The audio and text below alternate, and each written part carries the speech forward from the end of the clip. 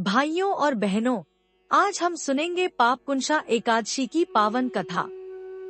कार्तिक मास के कृष्ण पक्ष की एकादशी को पापकुंशा एकादशी कहा जाता है। शास्त्रों में कहा गया है, एकादशी व्रत से लाखों पाप नष्ट हो जाते हैं और भगवान विष्णु की कृपा तुरंत प्राप्त होती है। इस व्रत का इतना महत्व है कि इसके पालन से मृत्युपरांत मोक्ष की प्राप्ति होती है और जीवन में सुख शांति का वास होता है। आइए अब कथा सुनते हैं। बहुत समय पूर्व विंध्य पर्वत पर कौंडिन्य ऋषि तपस्या किया करते थे। उनके पास दूर दूर से साधु संत और भक्त दर्शन हेतु आते थे। एक दिन मृत्यु का दूत यमदूत आकाश से उतरकर धरती पर आया। उसके हाथ में बड़ा भयानक फंदा था। उस समय एक अत्यंत पापी व्यक्ति मृत्यु को प्राप्त हुआ था। यमदूत ने उसकी आत्मा को फंदे में बांध लिया और उसे खींचते हुए ले जाने लगा। वह पापी व्यक्ति चिल्लाने लगा, मुझे बचाओ, मुझे बचाओ, मैंने जीवन भर पाप किए हैं। उसकी चीखें सुनकर कौंडिन्य ऋषि प्रकट हुए और बोले, हे आत्मा, जीवन में तुमने धर्म का पालन क्यों नहीं किया? क्यों नहीं व्रत उपवास किए? क्यों नहीं भक्ति की? वह आत्मा बोली, हे ऋषिवर, मैंने अज्ञानवश अपने जीवन को पापों में व्यर्थ कर दिया। अब कृपा कर कोई उपाय बताइए जिससे मैं मुक्त हो सकूं। तब कौंडिन्य ऋषि ने कहा, सुनो, यदि तुम अपने जीवन में एक बार भी पापकुंशा एकादशी का व्रत कर लेते तो आज यह दशा न होती।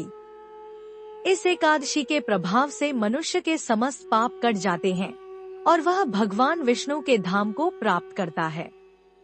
अब जानेंगे भगवान विष्णु और गरुड़ संवाद। एक अन्य प्रसंग में भगवान विष्णु के वाहन गरुड़ ने भगवान से प्रश्न किया, प्रभु, कृपा कर यह बताइए कि पापकुंशा एकादशी का व्रत करने से जीव को क्या फल प्राप्त होता है। भगवान विष्णु मुस्कुराए और बोले, हे गरुड़, इस व्रत का पालन करने वाला मनुष्य सभी पापों से मुक्त होकर मेरे धाम को प्राप्त करता है। पापकुंशा एकादशी ऐसा दिव्य व्रत है जो जीव को यमराज के भय से बचाता है। इस दिन तुलसी दल, दीपदान, कथा श्रवण और व्रत उपवास करने से भक्त को कभी भी पुनर्जन्म का कष्ट नहीं सहना पड़ता। इस दिन सुबह स्नान कर भगवान विष्णु का पूजन करें। तुलसी के पौधे पर दीपक जलाएं और भगवान के चरणों में अर्पित करें। इसके महत्व और विधि। व्रतधारी को अन्न भोजन से दूर रहकर केवल फलाहार करना चाहिए। रात्रि में जागरण करें और नमो भगवते वासुदेवाय मंत्र का जप करें। अगले दिन द्वादशी को व्रत का पारण करें और गरीबों को दान करें। कहा गया है, पापकुंशा एकादशी के प्रभाव से मनुष्य का हर पाप नष्ट होता है।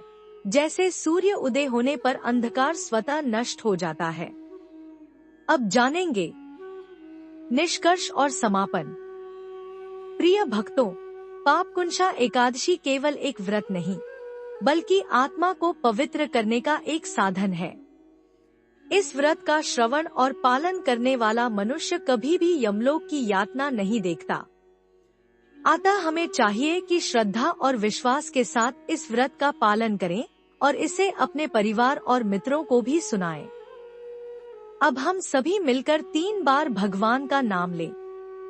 नमो भगवते वासुदेवाय, नमो भगवते वासुदेवाय, नमो भगवते वासुदेवाय। जय श्री हरि।